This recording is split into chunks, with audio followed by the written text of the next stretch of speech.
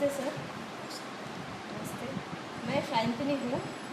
हम लोग एक ग्रुप ऑफ एनजीओ से आए हैं जो क्लब टुगेदर है, और हमें सिर्फ ये सर्वे कर रहे हैं हम कैंडिडेट्स के बारे में इस बार विधानसभा चुनाव के लिए कि विधानसभा बॉम्बे को क्या ऑफर करता है, कौन से कैंडिडेट्स हैं, उनका क्या एजेंडा है, इन सब के बारे में हमारा सर्वे है।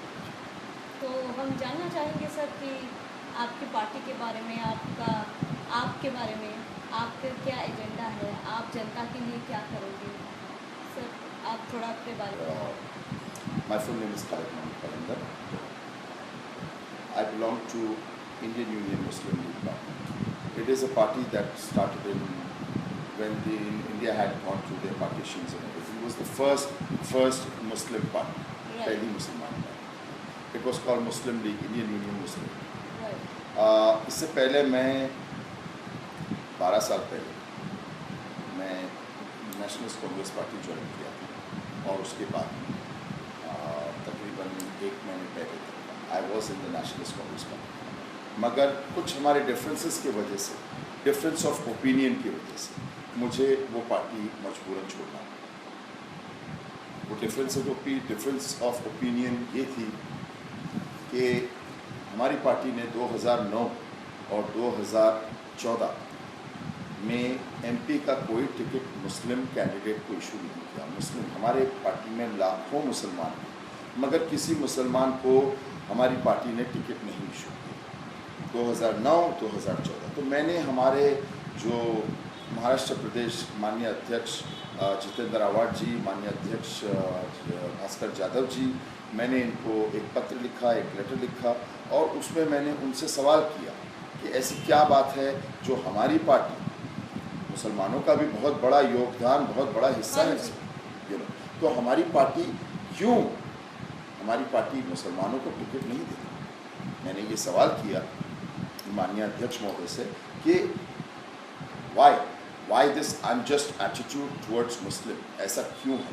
क्या मुसलमान पार्लियामेंट में जाके पार्लियामेंट जाने के लायक नहीं है, या आपके माननीय रिस्पेक्टेड स्टेट ऑब्जर्वर क्या आपको कोई ऐसा कैंडिडेट नहीं मिलता है? लाखों मुसलमान हैं जो महाराष्ट्र में नेशनलिस्ट कांग्रेस पार्टी जो कार्यकर्ता है, उनमें से कोई एक लायकमंद मिलता है।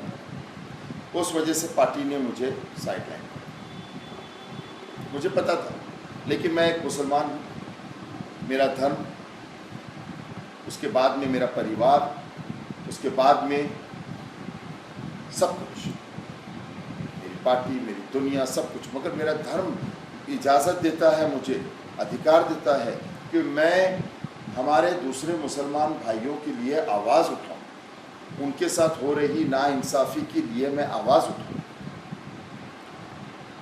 आखिर में ये हुआ कि मुझे एब्सोल्युटली साइडलाइन कर दिया गया, and I was say okay fine, no problem, and then I decided to join Indian Union Muslim League party, and after that I was I did some work with it, and they offered me to contest the Vidhan Sabha 2014 from Mumbai Devi constituency. Okay. And I'm very pleased and honored, and I'm going to give my best. Absolutely. Sir, हमें थोड़ा आपके educational background के बारे में बताइए। आपने पढ़ाई कहाँ से किया, कॉलेज कहाँ से? एजुकेशनल बैकग्राउंड मेरा ऐसा है कि टू बी वेरी ऑनेस्ट, मैं इंडिया में ज़्यादा पढ़ा लिखा नहीं। मैं अमेरिका गया 1988 में, 84 में अमेरिका गया था, 1984 में 84 में मैं इंग्लैंड गया था, वहाँ पर पढ़ाई की, मगर वहाँ जमा नहीं, वहाँ से भाग कर आ गया। उसके बाद में मैं 1988 में अमेरिका गया, मेरे फादर के डेथ के बाद में वहीं पर सेटल रहा, एंड वहाँ पर रहने के बाद में मुझे ऐसा लगा कि I should educate my self. तो अमेरिका में एक, जैसे यहाँ पर 12th पास होता है, अमेरिका में एक होता है GED, general education diploma. Right. मैंने वहाँ पर जनरल एजुकेशन डिप्लोमा कंप्लीट किया। उसके बाद में मुझे एक फील्ड चूज़ करना था, definitely not a doctor or a lawyer, so I choose to go into the IT field. I did my Microsoft certified professional MCP। Before that I did my hardware and software in the beginners. I got more involved in it. फिर मैंने Microsoft certified professional किया, उसके बाद में मैंने Cisco certified network associate का degree लिया दोनों में। Then I did Oracle database 9i। I am a certified engineer with Microsoft. I'm a certified engineer with Oracle, certified engineer with Cisco. I am not just one of those people who have taken a degree from some institute. No, I have a certification. I'm a certified engineer. That is very, very good. Thank you. And after that, still I was feeling I wanted to do more. So I did web publishing and web design. I did a full complete course on it, and doing creating 3D graphical websites. Sir, आपने already बताया है बहुत कुछ, पर फिर भी मैं पूछना चाहूँगी कि आपके इस इलेक्शन कंटेस्ट करने के पीछे मेन मोटिव क्या है? देखिए मैडम, बात ऐसी है, मैं 12 साल राष्ट्रवादी कांग्रेस में हूँ और मैंने एक ग्रास रूट लेवल से शुरू किया हूँ मेरा political career. From being a small ward president to taluka president to Mumbai to Maharashtra state, मैंने बहुत देखा। बहुत सारी ऐसी चीज़ें हैं जो मैं किसी आमदार, खासदार, मिनिस्टर, किसी भी रिस्पेक्टेड इंसान का नाम नहीं लेना चाहूँगा, but I have seen too many negligence from most of the parties. मैंने बहुत सारी चीज़ें देखा हूँ जहाँ पर जैसे मैं आपको एक छोटा सा एग्जाम्पल देता हूँ, और जिस एग्जाम्पल की गवाही आप भी दो। मैडम, आप मरीन ड्राइव देख लीजिए। आप अगर मरीन ड्राइव में आस्ते आस्ते टैक्सी में या बाइक पे जाओगे तो फेसिंग टुवर्ड्स द सी, दरिया की तरफ, कपल्स, गर्लफ्रेंड एंड बॉयफ्रेंड्स इस कदर ओपनली बदतमीजी करते हैं। मंत्रालय से निकलने वाला हर मिनिस्टर, हर एमएलए, क्या वो लोग इन्हें रोक नहीं सकते हैं? सामने हजारों की तादाद में बिल्डिंग्स हैं, फेसिंग द सी, क्या वो इन बच्चों को ये नहीं बता सकते हैं कि ये सही नहीं है, this is against the law, performing some kind of acts which is not permissible in the law. This is not right. क्या हर मिनिस्टर फोन लेकर वो यूं बिजी है इसमें? इतना वक्त नहीं है कि वो 2 मिनट फोन उठाकर गाड़ी साइड पर रोककर ये बोले कि अरे डीसीपी साहब क्या चल रहे हैं तुम्हारे इसमें एरिया में, क्या हो रहा है, ये कितना बदतमीजी कर रहा है, लड़का लड़की ओपन किसिंग कर रहा है, ये बदतमीजी है। सामने बिल्डिंग में छोटे छोटे बच्चे लोग रहते हैं।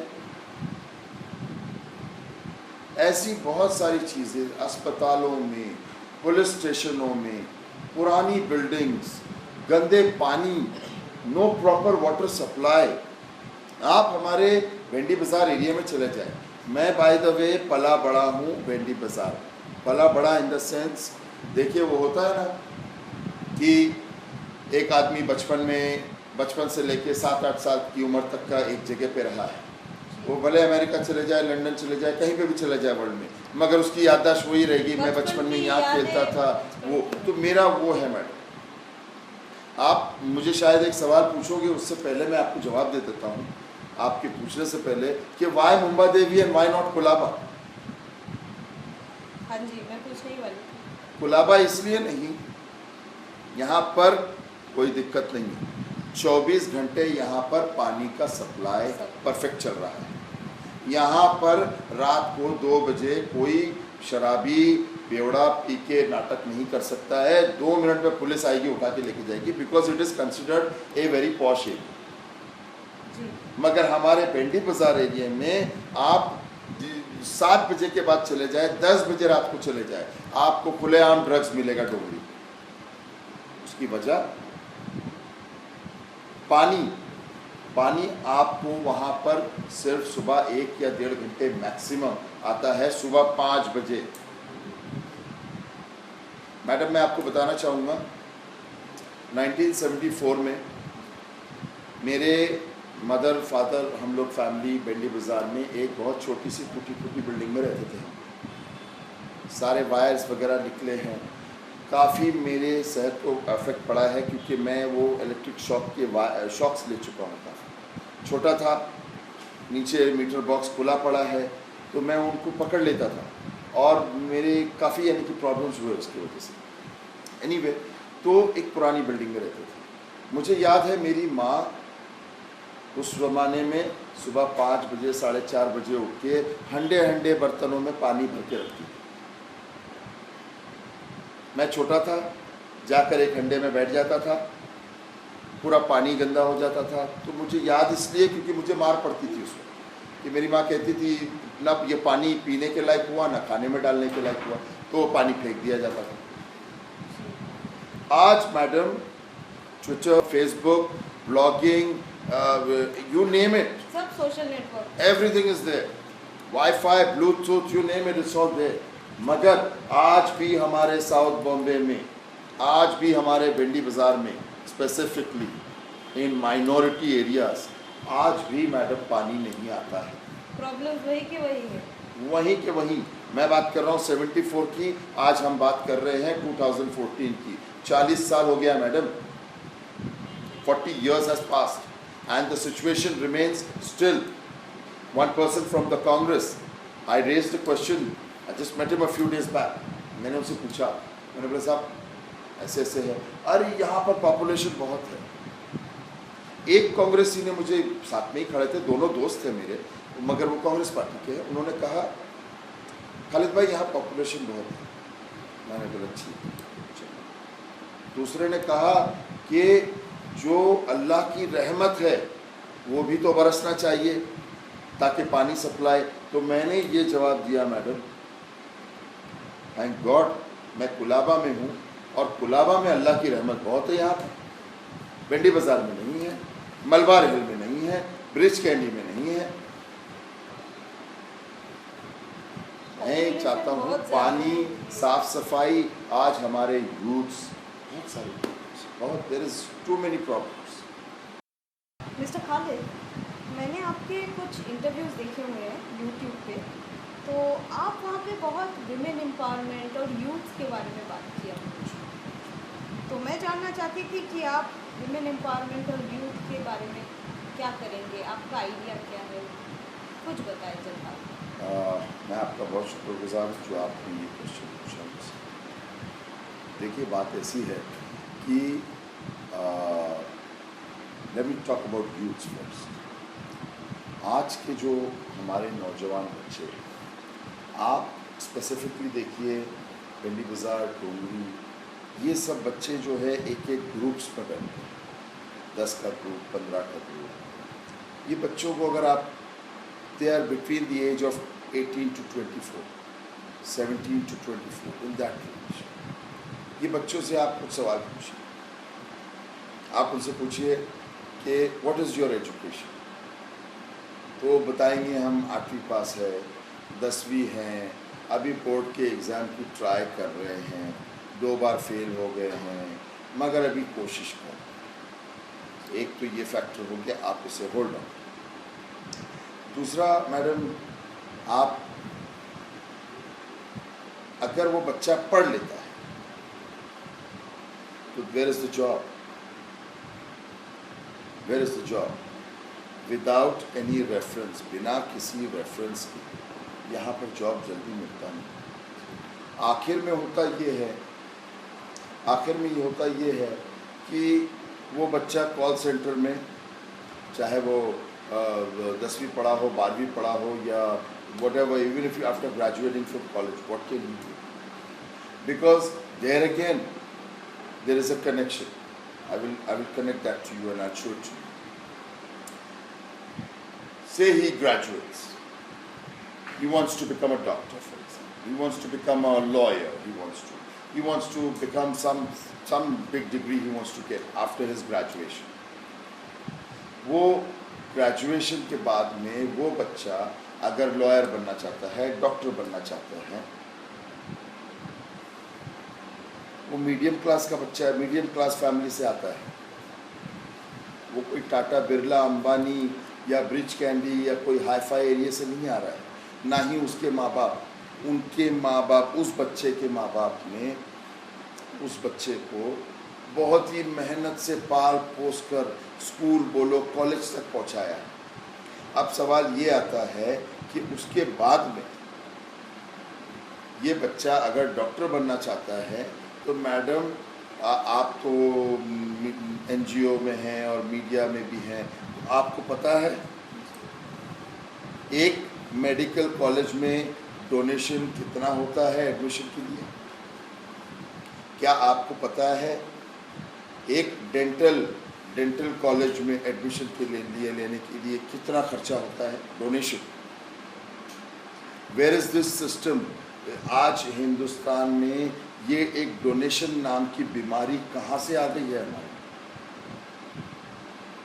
मैं अमेरिका में था 22 साल। यूं जाए, आइडेंटिफिकेशन प्रूफ दीजिए, सोशल सिक्योरिटी नंबर दीजिए अपना, अगर आप रेजिडेंट ऑफ यूनाइटेड स्टेट्स है, that means green card holder, आप जाके अपना ग्रीन कार्ड बताए, आपके बच्चे का एडमिशन विदिन 10 मिनट्स होगा, विदिन 10 मिनट्स। सुबह नाश्ता, दोपहर का खाना, milk, breakfast, everything will be given by the school. मैं नहीं कहता हूँ कि हमें अमेरिका बनाना है। हमारे मिनिस्टर्स बहुत अमीर है, लंबी लंबी गाड़ियाँ, बड़े बड़ी बंगले, ये बड़े बड़े फार्म हाउस, बड़े बड़े शुगर फैक्ट्रीज और शुगर केंद्र संदाट, मगर हमारी सरकार बहुत गरीब है। लेकिन फिर भी अगर हम उन बच्चों की मदद नहीं कर सकते तो मैडम कम से कम इतना तो हो कि उन बच्चों के लिए थोड़ी आसानी कर दें। और बच्चा व्हेन आई से, आई am not talking about Muslim child from भेंडी बाजार, आई एम मैं टोटली सर्वधर्म सर्वजाति टाइप आदमी। मैं जब बच्चा बोलता हूँ तो उसमें हिंदू, मुस्लिम, क्रिश्चियन, सिख, ईसाई, पारसी, हर वो बच्चा, क्योंकि मैडम गरीबी की कोई ज़ात नहीं है, गरीब होता है। Absolutely. उसके अंदर वो गरीब की कोई ज़ात होती है। मैं मुसलमान हूँ, मेरी ज़ात है, मगर अगर मैं गरीब हूँ, मेरे पास स्कूल के फीस भरने के पैसे नहीं है, कॉलेज के डोनेशन 25 लाख 40 लाख देने की मेरी क्षमता, मेरी I don't have that capability, तो आप बताएं मेरी ज़ात से क्या लेना देना? मेरी सबसे बड़ी ज़ात ये है कि मैं गरीब हूँ। मेरा सबसे बड़ा जुल्म, सबसे बड़ा अन्याय मेरे ऊपर ये है कि मैं गरीब हूँ, इसीलिए मैं कॉलेजेस में एडमिशन नहीं ले सकता। आम माँ बाप रेगुलर फीस दे सकते हैं, बट दे कैन नॉट पे 25-30 lakhs. The other thing I would like to bring up about you, जैसे कि मैं आपको बता रहा था, आपको पता है जो बच्चा, मान लीजिए एक ब्राइट स्टूडेंट है, he scores anywhere between 85 to 95. Madam, मैं ऐसे बच्चों को जानता हूँ जो हमारे झोपड़पट्टियों में रहते हैं, उनके माँ बाप मेरे पास आए हैं कि आप मेडिकल कॉलेज में हमारे बच्चे का एडमिशन करा दीजिए। मैं कहाँ से एडमिशन कराऊँ? 25 lakh, 40 lakh, 50 lakh, I can not afford that. लेकिन इस कारण से, इस वजह से मैडम, हमारे जो ब्राइट स्टूडेंट्स है, जो हिंदुस्तान का फ्यूचर है, जो भारत का फ्यूचर है, वो बच्चे पढ़ नहीं पाते। और होता ये है, मेजॉरिटी छोटी मोटी जॉब्स ले लेते हैं, और उनके जो डॉक्टर बनना, लॉयर बनना, कोई बड़ा करना, वो अरमान दब के रह जाते हैं। हमारे सरकार के पास फंड काफ़ी है। जब हम 18,000 करोड़ का एक ब्रिज बना सकते हैं, और हम ट्रेन और प्लेन बना सकते हैं, और पता नहीं God knows what. Please do not forget, India is a nuclear power country ma'am. Hindustan एक न्यूक्लियर पावर कंट्री है। मैं अमेरिका की वाहवाही नहीं कर रहा हूँ, oh my God, it's such a nice country. But do you know America क्यों कहते हैं land of opportunity? Land of opportunity इसलिए कहते हैं क्योंकि वहाँ पर अगर आपको डॉक्टर बनना है तो आप अप्लाई कीजिए grants, it's called grants, GRANTS, grants के लिए अप्लाई कीजिए। खाली आपको नाम, एड्रेस, फ़ोन नंबर देना है। गवर्नमेंट आपको पैसा देगी उधार के तौर पर on basically 0.12% interest, because you're a student, you are not a businessman or business woman. Government आपको पैसा देगी, लोन, आपके पूरे कॉलेज का पैसा खर्चा गवर्नमेंट उठाएगी। उसके बाद में जब आप कमाने लगो तो आपको वो विथ इंटरेस्ट गवर्नमेंट को वापस करना है। इसे कहते हैं लैंड ऑफ अपॉर्चुनिटी। ये आप एक बात बताएं, हमारा गवर्नमेंट नहीं कर सकता है? तो बहुत कुछ सकते हैं sir. So tell me, where is our youth today? आज कहाँ है हमारा नौजवान बच्चा हिंदुस्तान, चाहे वो कोई भी धर्म का। व्हेन आई से हम मीन्स हमारी सरकार आज अपने ही बच्चों के अरमानों का गला घोट रही है। आज मेजर इश्यूज क्या है सिटी में? पानी का प्रॉब्लम नहीं, मेजर इश्यूज जो लोग जिसे बहुत बड़ी न्यूज़ मानते हैं, आप ये न्यूज़ छापिए, कोई इसे पढ़ेगा नहीं, अरे बोलेगा बोरिंग स्टोरी है। मैडम, आज इस शहर में हॉट बड़ी स्टोरीज क्या है पता है? हमारे बच्चों के अरमानों का गला घोटा जा रहा है, उन्हें अपॉर्चुनिटीज़ नहीं दिया जा रहा है।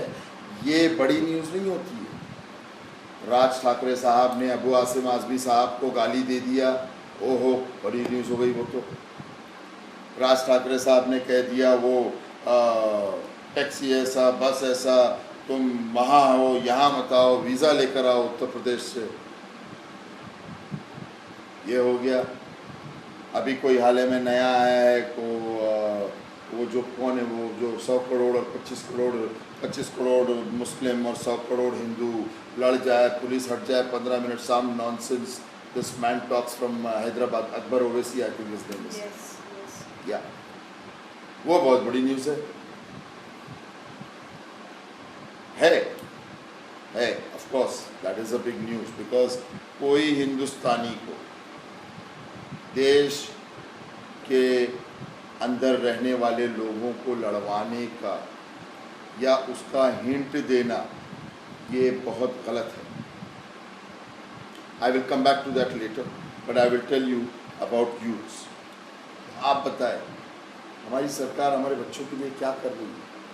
आप झोपड़पट्टी में चले जाएं मैडम, मैं कोलाबा में रहता हूँ, हमारे यहाँ 7 झोपड़पट्टी है। कई ऐसे बच्चे जो पढ़ना चाहते हैं मगर पढ़ नहीं पाते। वो अगर एक उम्मीद की नज़र से अगर देखती है तो किसके पास देखती है? हमारी सरकार की तरफ देखती है। क्या हमारी गवर्नमेंट क्या करेगी हमारे लिए? सरकार एक हवा वाली चीज़ है, लेकिन सरकार मीन्स हमारा MLA, हमारा कॉरपोरेटर। अभी हमारे अजीज़ दोस्त अमीन पटेल साहब, हमारे भाई, हमारे दोस्त, अभी कल के मैं कोई गली न्यूज़ में देख रहा था, वो जितने भी जमात खाने हैं उसमें स्प्लिट AC डोनेशन कर रहे हैं। स्प्लिट AC जमात खाना पता है आपको क्या होता है? जैसे कि मारवाड़ी जमात, गुजराती जमात, कच्छी मेमन जमात, ऐसे जमात होते हैं छोटे छोटे। They are sects in Muslim community.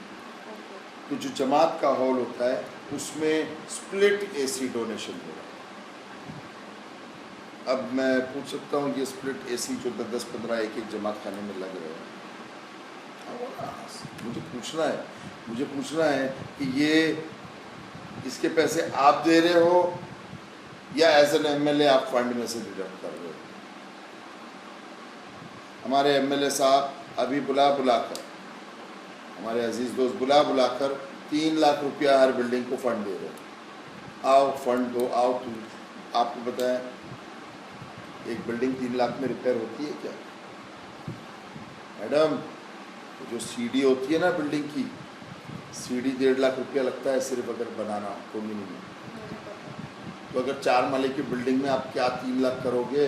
और मेरा सबसे बड़ा सवाल,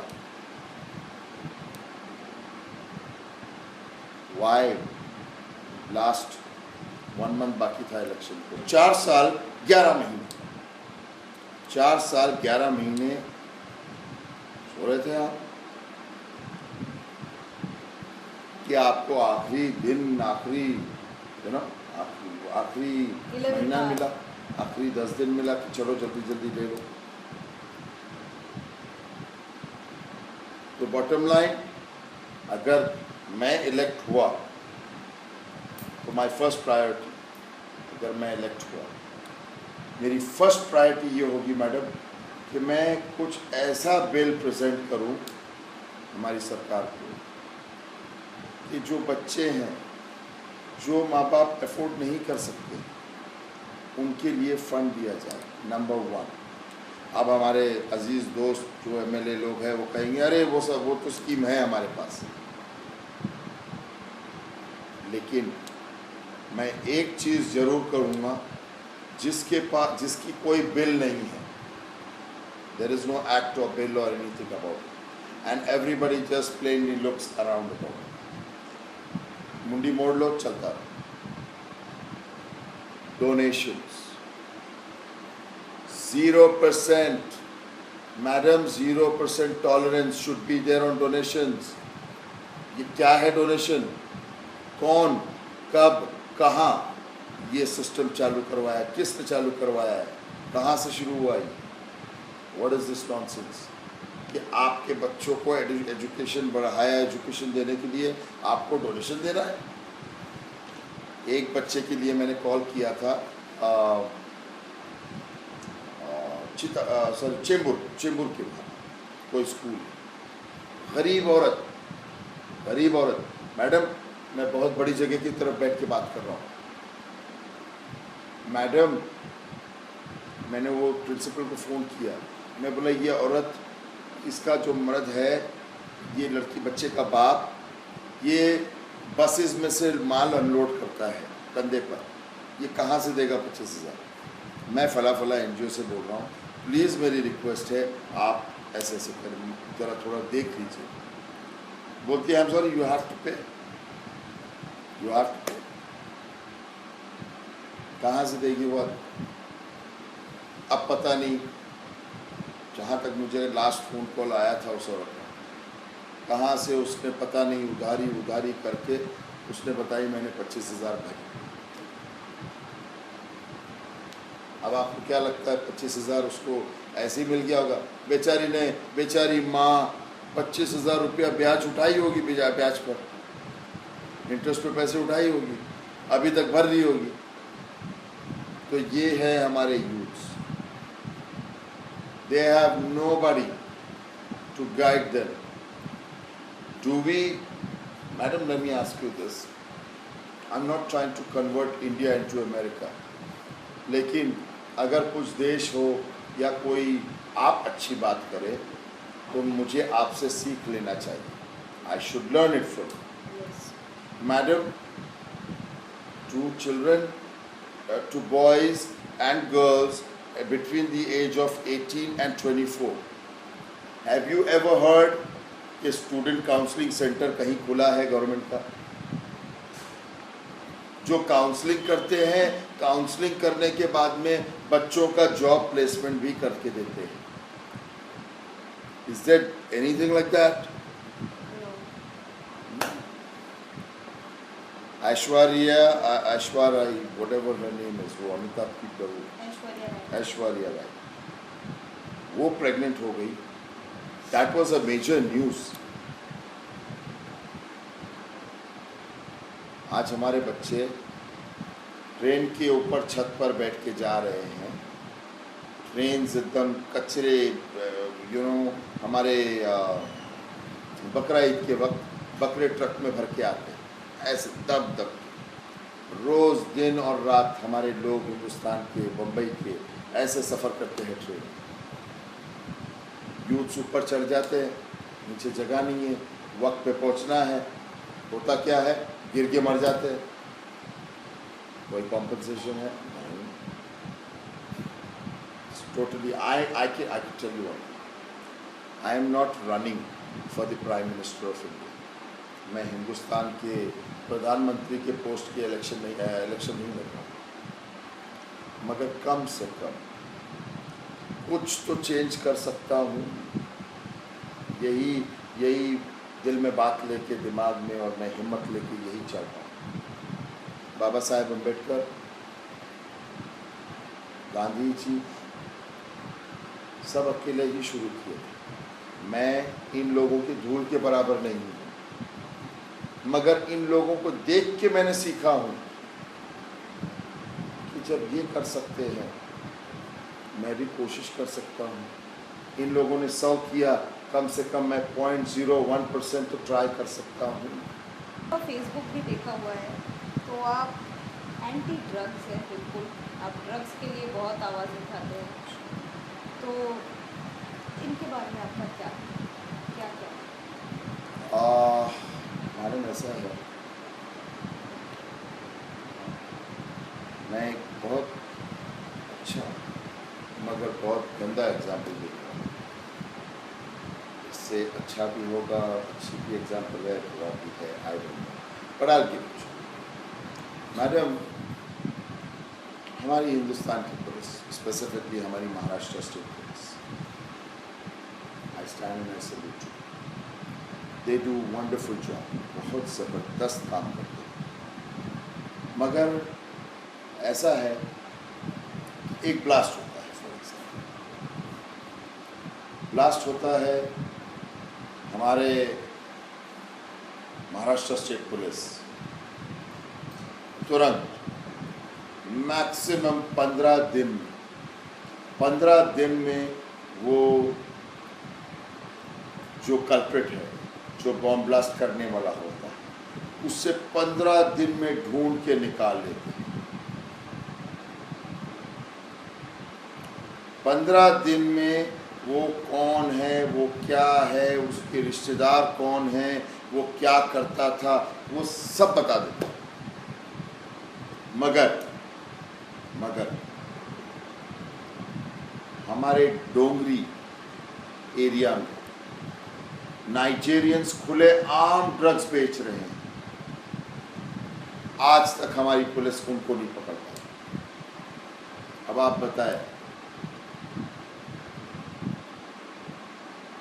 व्हाई नॉट? क्यों हमारी पुलिस, माफ़ करना, लाइक आई सेड, मैं हमारी पुलिस की इंटेग्रिटी और इंटेलिजेंस को अंडर एस्टिमेट नहीं कर रहा, मगर आखिर वो ऐसी कौन सी ताकत है जो हमारी ये जो नाइजेरियंस डोंगरी में खुलेआम घूम रहे हैं, उनके ऊपर एक्शन लेने से मना करती है पुलिस को? क्यों पुलिस मुंह मोड़ देती है?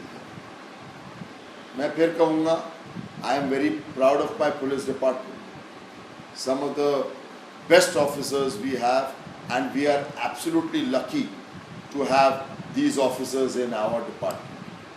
They work day and night, रात और दिन वो काम करते हैं मुझे, मेरी फैमिली को सुरक्षा रखने के लिए। मगर ये एक एरिया है डोंगरी करके, यहाँ पर क्यों नहीं हमारी पुलिस डिपार्टमेंट स्ट्रिक्ट एक्शन लेती है? 0% tolerance in drugs. Saudi Arabia, Iran, drugs,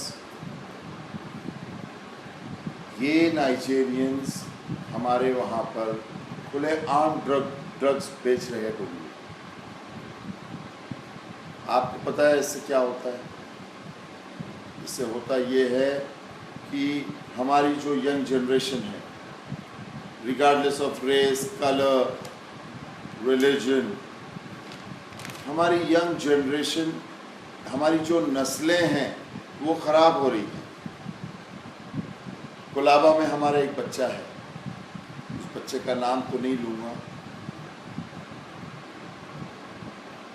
वो बच्चा रिहैबिलिटेशन रिहैब से 6 महीने रहकर आया, मसीना हॉस्पिटल में साइकियाट्रिक वार्ड में, ड्रग रिहैब वार्ड में, वहाँ पर अंडर डॉक्टर माचिसवाला ट्रीटमेंट था, डॉक्टर माचिसवाला के ट्रीटमेंट में था। लाया, 2 महीना उस बच्चे को यहाँ रखे कोलाबा में। 2 महीने बाद फिर ड्रग्स उस तक पहुँच गए। आज वो बच्चा he is 22 years old, तो अब 22 साल का बच्चा है। आज वो बच्चा 1 साल के लिए रिहाब में भेज दिया गया है पुणे। मिस्टर खालिद, मैं दुआ करूंगी कि आप जीते इंशाल्लाह, बट अभी तक आपने समस्याओं पे नज़र डाला है, तो मेरा क्वेश्चन ये है कि आप कैसे ये प्रॉब्लम सॉल्व करेंगे, आप क्या करेंगे? आपने कुछ सोचा होगा ऑब्वियसली। जी हाँ, ज़रूर मैंने सोचा हूँ इस बारे में। देखिए, ऐसा है कि जैसे कि for example let's say God willing इंशाल्लाह इफ आई गेट इलेक्टेड, तो what I would do is first thing is I would create a portal, a job portal, एक जॉब पोर्टल क्रिएट करूँगा मैं, एक स्पेशल वेबसाइट क्रिएट करूँगा, और जितने भी कॉर्पोरेट कंपनीज है, जितने भी हमारे 5 स्टार होटल्स है, 4 स्टार होटल्स है, मैं उन लोगों से पर्सनली ऑन माई लेटर है, मैं उन लोगों से उनको लेटर लिखकर प्लस पर्सनली मुलाकात करूँगा और उनसे ये कहूँगा कि आपके पास जो भी जॉब की अवेलेबिलिटीज़ होती है वो आप हमारे जॉब पोर्टल से लिंक करें। I would like to do it all over, but I would start it with South Bombay, not just my constituency Mumbai. I would start it out with South Mumbai itself. I don't want to cover 6 wards of mine. No. जो बाजू में दूसरे बच्चे हैं दूसरे wards में हमारे south Bombay के अंदर, मैं खुद उसको जो है जॉब पोर्टल के थ्रू मैं करवाऊँगा। Corporate companies, they will list it. I will have a website created. I will have an admin set up for it. एक admin set up करूँगा मैं। एक वेब डिज़ाइनर होगा जो उसे डेली बेसिस पे अपडेट करेगा,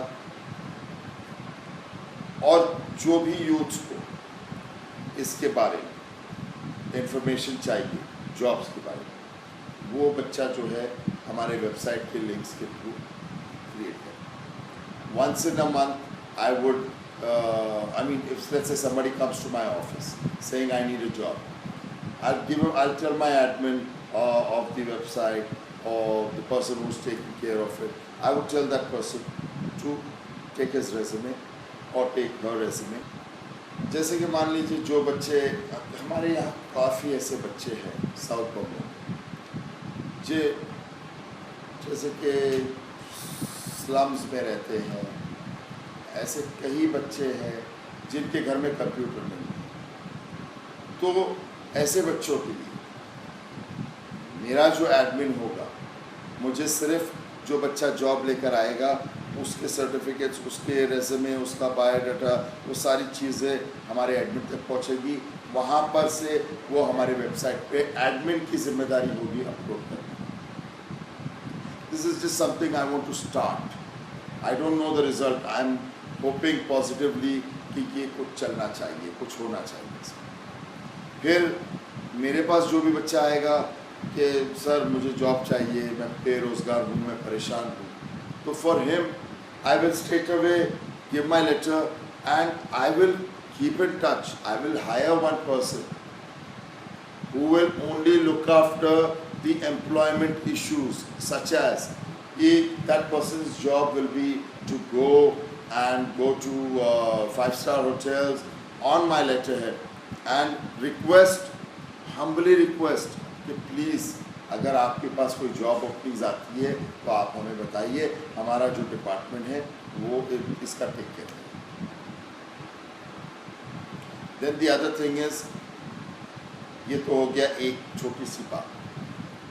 दूसरा ये है, हमारे गवर्नमेंट में जैसे कि विधान भवन है, मंत्रालय हैं, हमारे पुलिस डिपार्टमेंट है, हमारे पुलिस डिपार्टमेंट से भी मैं पूरी तरह से सरकार की ओर से पूरी मदद लूँगा कि ऐसे बच्चों को भर्ती कराया जाए, चाहे वो मंत्रालय में हो या विधान भवन में हो या पुलिस डिपार्टमेंट, सरकारी नौकरी। You know, I mean, I will try my level best to do whatever it takes to get these boys off the street. इनको रास्ते से हटाना बहुत ज़रूरी है, क्योंकि ये रास्ते पर बैठेंगे, कोई आएगा, कोई गलत रास्ता बताएगा। पैसा एक ऐसी चीज़ है जो मजबूरी पे इंसान को कुछ भी करवा दे। तो ये मेरी कोशिश रहेगी पूरी तरह से कि I concentrate on this the most and get the best out of it, and I am positive कुछ ना कुछ अच्छा रिजल्ट ज़रूर आएगा।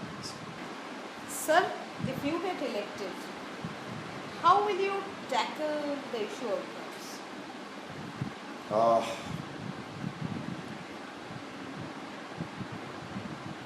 Police Department, our respected Maharashtra State Police Department, there are many intelligent officers.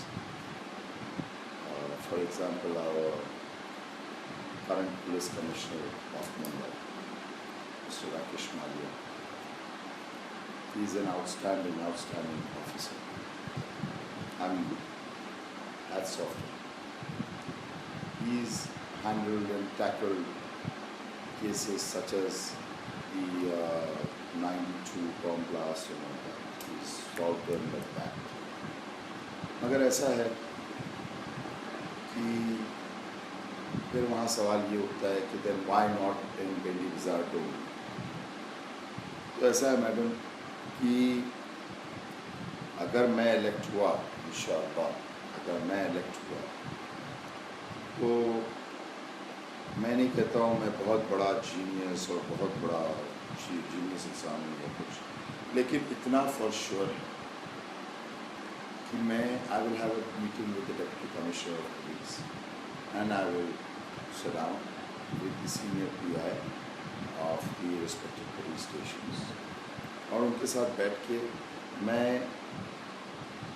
ये suggestion दूंगा कि जितने भी नाइजीरियंस हैं उन सबको पिकअप किया जाए। जैसे कि मुमरा में एक बार रात को 2:30 बजे स्वीपिंग हुई थी, स्वीपिंग।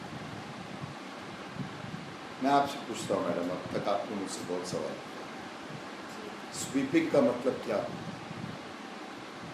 झाड़ू मारना, झाड़ू मारना। जी।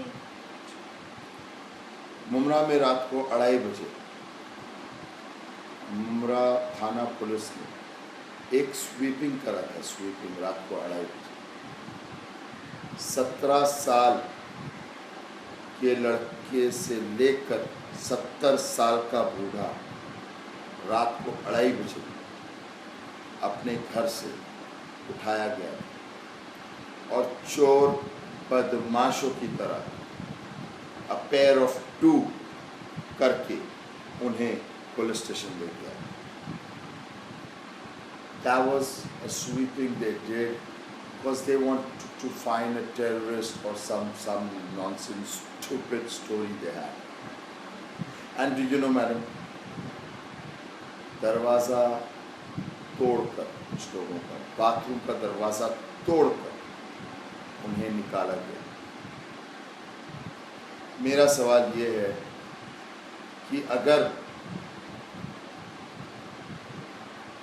वहाँ पर शूटिंग हो सकती है मुसलमान लोगों की और रात को 2:30 बजे उन्हें नींद से उठाकर उनके बीवी बच्चों के सामने पुलिस ले जाती है, मेरे पास वीडियो है and I am speaking with evidence and proof. 2:30 बजे चोर गुंडे बदमाशों की तरह उन्हें पुलिस स्टेशन ले जाया जाता है। तो मेरा सवाल डिपार्टमेंट से ये है कि why not a sweeping should take place in Dongri specially. एक डोंगरी में स्वीपिंग क्यों नहीं करते इन नाइजेरियंस के लिए कि भाई उन्हें स्वीपिंग करके पिकअप किया जाए, उनसे पूछा जाए ए आपका डॉक्यूमेंट्स कहाँ है, be what is your status of being a resident of Dongri, India, Mumbai, how are you earning, आप कैसे कमा रहे हो, आपका कारोबार क्या है, आपका वीज़ा स्टेटस क्या है। मैं आपको यकीन से कहता हूँ मैडम, अगर 100 नाइजीरियंस मिलेंगे तो 100 में से 5 होंगे, सिर्फ 5 होंगे जिनके पास शायद सही डॉक्यूमेंट्स, उन्हें स्वीप करके पिकअप किया जाए, जो जड़ है भेज दिया जाए, deport them back to where they came from, and then the local drug dealers, हमारे इंडिया के, बम्बई के, वहाँ के कुछ मुसलमान लोग हैं जो लोकल में ड्रग्स बेचते हैं। मैडम, मैं ये नहीं कहता कि हमें अमेरिका बनना चाहिए, लेकिन जैसे कि मैंने आपको पहले कहा, हमें कुछ सीख लेना चाहिए। मैडम, सख्त से सख्त कार्रवाई, सख्त से सख्त सज़ा ड्रग डीलर्स की, pedalling drugs, dealing in drugs. America में अगर आप ड्रग्स के साथ पकड़ा जाता, कोई शख्स अगर ड्रग्स के साथ पकड़ा जाता है तो उसे सज़ा मिलती है 80 years, 100 years, 110 years, 3 times offender, 3 बार पकड़ा गया है, 100 years in jail. So what this does is, this sends out a very good message to the other drug dealers, और वो लोग जो ड्रग्स बेचना चाहते हैं कि अरे भाई बहुत बड़ी बड़ी सज़ा देती है, ना कोर्ट ना मतलब कोई चीज़, हमारा कोई इन्फ्लुएंस इस पर काम नहीं है। Stringent law should be who deal in drugs, who peddle in drugs. So Mr. Khalid, आप women empowerment के बारे में क्या सोचते हैं? कुछ बताइए हमारी जनता को, शॉर्ट में कुछ बताना चाहिए। देखिए, वुमेन एम्पावरमेंट बहुत बड़ा वर्ड है और काफ़ी चीज़ें हो सकती हैं, मगर मैं जो मेरे लाइफ में एक्सपीरियंस में एज ए सोशल वर्कर आया है, मैं वो,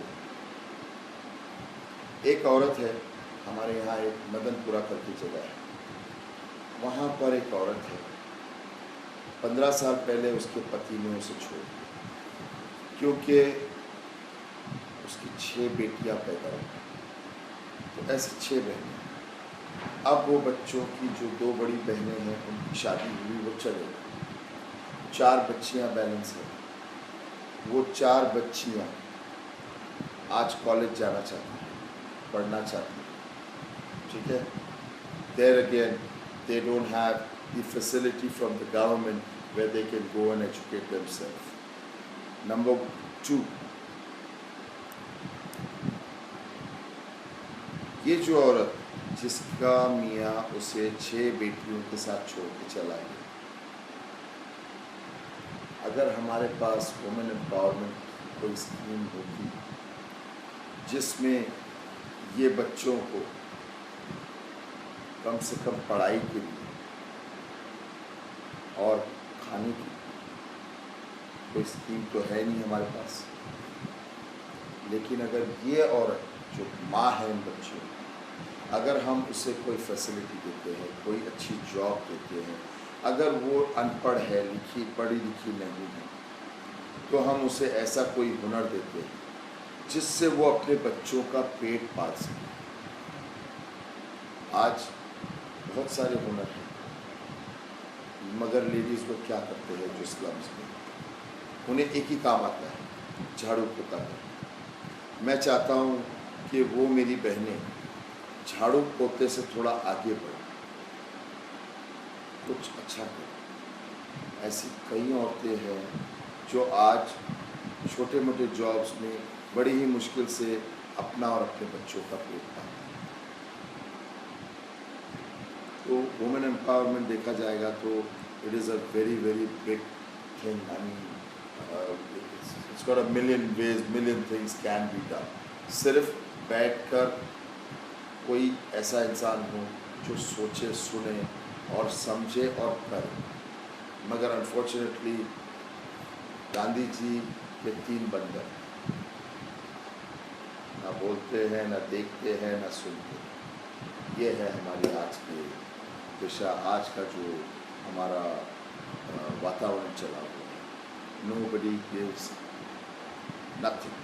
I mean, nobody gives, I don't want to use the word, but if you know what I I get it. और सर अभी जो सिचुएशन है हमारे देश का, कंट्री का और मुंबई का भी काफ़ी तरह से, रेप, मोलेस्टेशन, वुमेन हैरेसमेंट, ये सब जो हो रहा है, इस पे आपका क्या ख्याल है? बहुत ही सेंसिटिव इशू है। सेंसिटिव तो है, मगर उसका सोल्यूशन बहुत सिंपल है। मैं आपको एक एग्जाम्पल देना चाहूँगा। जैसे कि like in Saudi Arabia, there is 0% tolerance in drugs. If अगर कोई शख्स ड्रग्स के साथ पकड़ा जाता है, coming to the rape and molestation, giving you an example, तो उस शख्स के साथ अगर ड्रग्स पकड़ा जाता है तो पेनल्टी इज दैट।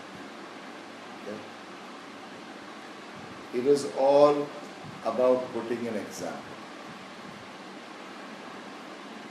जब तक सरकार कोई ऐसा बिल नहीं पास करेगी जो बेदर्दी से, बेरहमी से किसी वुमेन के राइट्स को वायलेट करता है, कोई 4 साल की बच्ची का रेप करता है, तो आप ऐसे को क्या सज़ा देना चाहोगे? माय ओपिनियन, ऐसे लोगों को सजाए मौत देना चाहिए, ज़्यादा लंबा खींचते हुए नहीं, without wasting too much of the tax payers money. The person should be hanged till death. Okay, शायद आप सोच रहे होंगे कि मैं थोड़ा हार्श हूँ। जिस आदमी को आप कड़ी से कड़ी सज़ा दे रहे हो, जैसे कि लाइफ इम्प्रिजनमेंट अगर दिया जाए उसे, या उसे डेथ पेनल्टी दिया जाए, आपको ऐसा लग रहा होगा मैं उसके बारे में बहुत हार्श वे में सोच रहा हूँ। लेकिन मैडम, वो 4 साल की बच्ची का क्या, या उस जवान लड़की का क्या? जैसे कि मिल में एक रेप हुआ था, 5-6 लड़कों ने मिलकर किया। दिल्ली में बस में कोई बच्ची का रेप हुआ। क्या इन लोगों ने उस औरत का सोचा था उस बारे में कि उससे कैसा फील हो रहा? तो हम क्यों सोचें? I am sorry, we should implement strict laws punishing these kind of people in the most worst severe manner to put an example, ताकि अगली बार अगर कोई रेप करने का सोचे तो उसे ये पिक्चर ध्यान में दे, अरे यार लास्ट टाइम फला न्यूज़पेपर में मैंने पढ़ा था, फला को ये सज़ा मिली, वो डेथ पेनल्टी हो गया या 14 साल के लिए जेल चला गया। तो आदमी सोचेगा? चलो सब नहीं सोचेंगे, मगर 100 में से 80 लोग तो सोचेंगे। ये मेरा सो सर, मुंबादेवी में अभी जो सिटिंग एमएलए है मिस्टर अमीन पटेल, वो काफ़ी स्ट्रॉन्ग कैंडिडेट है, तो आपका उनके बारे में क्या कहना है? आपको लगता है आप जीत पाएंगे? आपके चांसेस क्या हैं? मैडम, इसका जवाब तो आपको इलेक्शन के रिजल्ट के बाद ही पता चले कि वो कितने स्ट्रॉन्ग। मैं अगर अभी बताने जाऊँ तो आपको ऐसा लगेगा या मेरे वोटर्स को ऐसा लगेगा या जो मेरे व्यूअर्स हैं इसके अंदर उनको ऐसा लगेगा कि अरे ये तो पॉलिटिक्स वाली बात है। इन शॉर्ट हकीकत तो ये है, स्ट्रॉन्ग आपका सोचना है। आप एक काम कीजिए ना, आप एक बूम माइक लेकर और कैमरा लेके आप जाके लोगों से पूछ लीजिए। I don't think that's the opinion they have. Anil Patel, as a friend, as a brother, he's good to me. He's a nice friend. But when it comes to work, I don't think he's giving his, I don't think he has given his 110%. I don't think so. Not even a proper 100%. And so what do you have to say about Maharashtra Navnirman Sena and Shiv Sena? बोलते हुए ज़रा डर लगता है कहीं राज ठाकरे साहब हमारे ऊपर चढ़ाई ना कर दें। एनीवे, महाराष्ट्र नवनिर्माण से मिस्टर राज ठाकरे, Raj साहब, I think he needs to read the Constitution of India. I don't know if it comes in Hindi or Marathi or what. I know it comes in English. It is very simple to be typed in Google. उन्हें चाहिए कि हिंदुस्तान का constitution पढ़े, कौन कौन से state में आए जाए गए, ऐसे नहीं चलता है। क्या मतलब कि उत्तर प्रदेश का यहाँ बंदा आया तो उसे मार रहे, वहाँ का कोई आया तो यहाँ मार रहे। नॉनसेंस, ऐसे थोड़ी होता है। हमारे संविधान में, हमारे कॉन्स्टिट्यूशन में है कि कोई भी freely within the boundaries of India can travel from this state to another state. ये कौन सा नया कानून आ गया, वहाँ से कोई इधर पढ़ने आए तो अभी क्या चाह रहे हैं साहब हमारे, आप बताएं मुझे साहब क्या चाह रहे हैं कि वीज़ा और पासपोर्ट एंडोर्स करेंगे। उत्तर प्रदेश का नया पासपोर्ट निकलेगा कि महाराष्ट्र में आने के लिए इमिग्रेशन उत्तर प्रदेश से देना पड़ेगा। I mean what is the concept, what is the concept, I don't understand. मैं अगर यहाँ से केरला जा रहा हूँ तो अभी मुझे पासपोर्ट लेना पड़ेगा केरला जाने के लिए और वीज़ा लगाना पड़ेगा। This is a free democratic country, ऐसा नहीं होता है। और एक गरीब टैक्सी वाला जो दिन के 300 रुपया टैक्सी चला के पर डे में कमाता है, उस गरीब की टैक्सी तोड़ने में, उस गरीब की टैक्सी तोड़ने से क्या हासिल हो?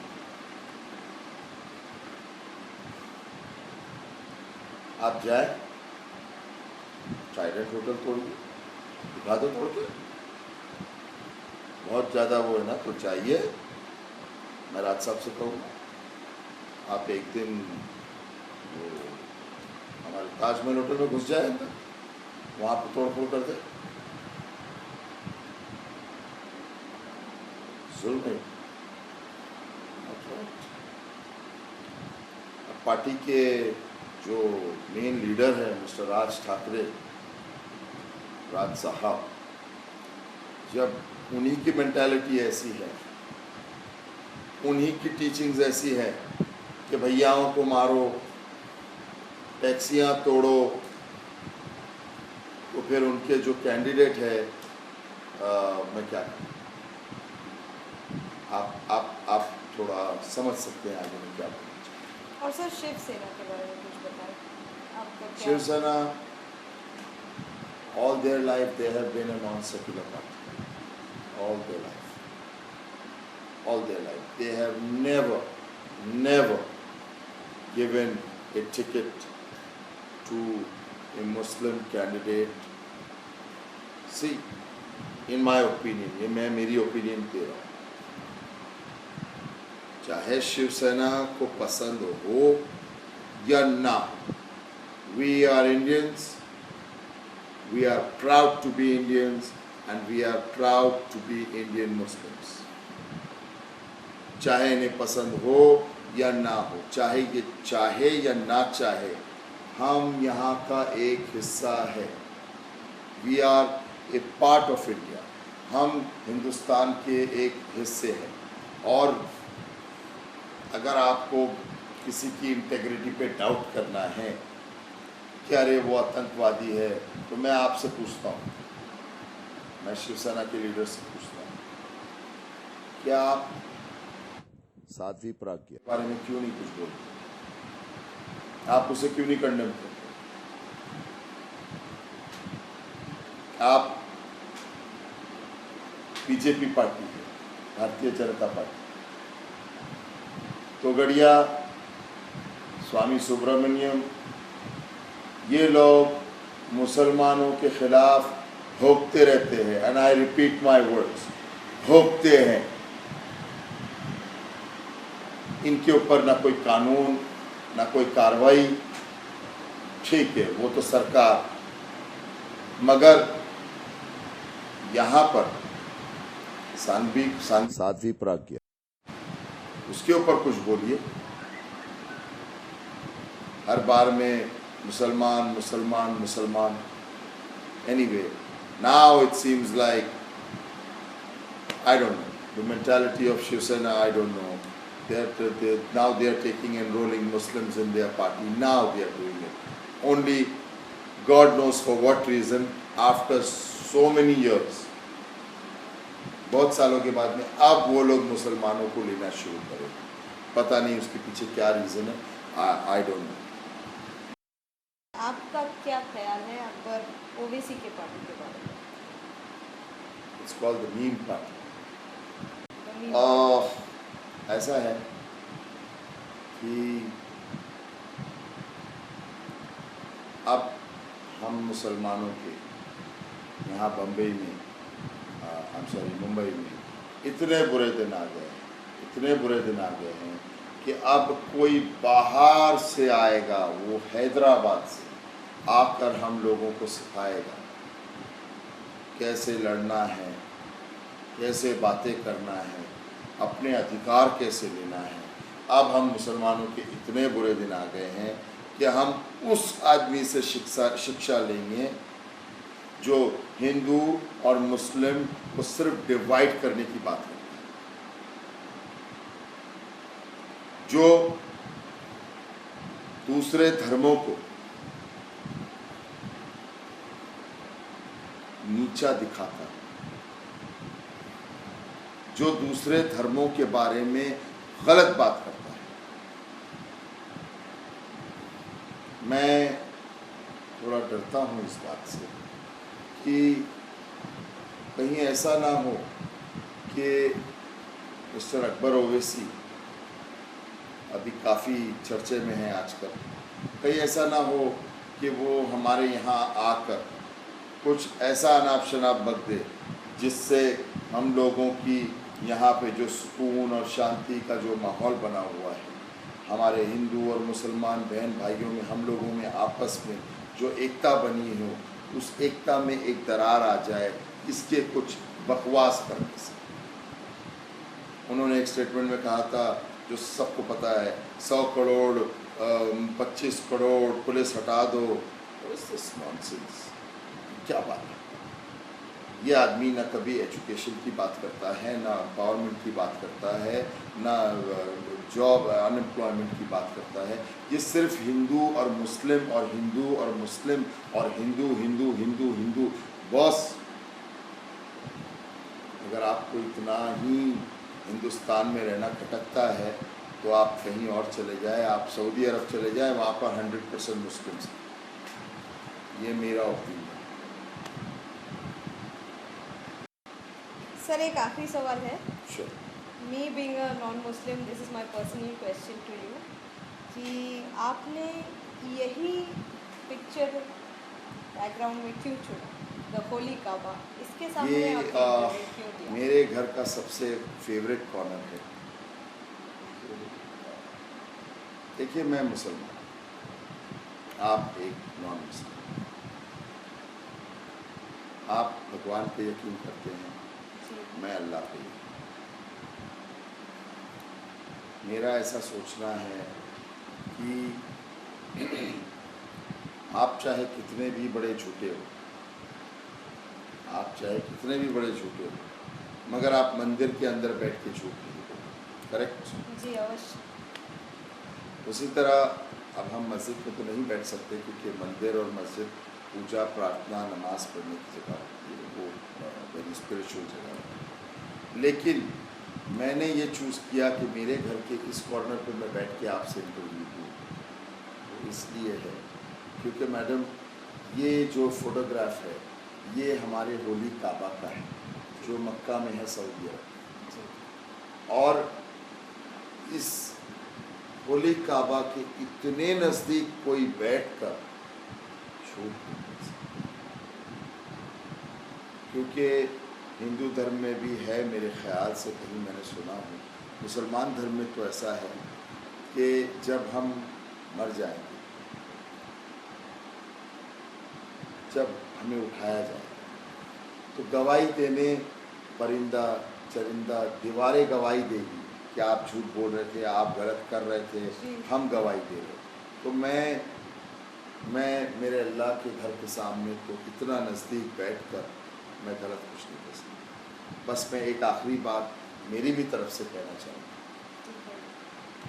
ये मेरी अपील है हमारे मुंबा देवी के वोटर्स से, हमारे मुंबा देवी के हिंदू वोटर्स से, हमारे मुंबा देवी के मुसलमान वोटर्स से, हिंदू वोटर्स से मैं ऐसा कहना चाहूँगा, एक मौका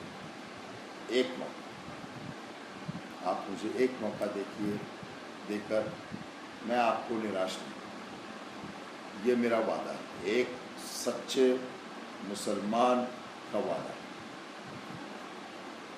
मुसलमान वोटर्स से मैं कहना चाहूँगा कि